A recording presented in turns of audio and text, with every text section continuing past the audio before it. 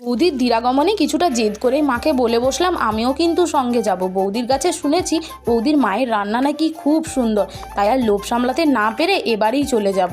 গিয়ে দেখি কোথায় পোলাও, কোথায় মাংস, না মিষ্টি না দই, এ তো পাতে বেগুন, আবার যেসে বেগুন যার নেই কোনো গুণ।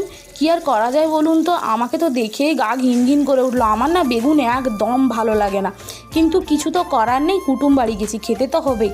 ভাতে মাখিয়ে মুখে পুরে দেখি কি স্বাদ, এ তো মাছ মাংস ডিম সবকেই ফেল, বেগুন এর তো অনেক গুণ। কী আর করা যায়, বাড়ি ফিরে মাকে বলে বসলাম বৌদির মায়ের হাতের বেগুন রান্নাটা যে কী সুন্দর।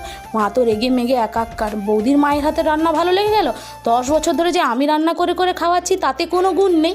না না, ও তো বৌদির মায়ের হাতের বেগুন, তাই ওর আছে গুণ, কিন্তু তুমি তো গুণ দিয়ে রান্না করতে পারো না। একবার দই দিয়ে রান্না করে দেখো না কেমন লাগে। মায়ের রান্নাতেও সত্যি দই বেগুনটা অসাধারণ, ট্রাই করো।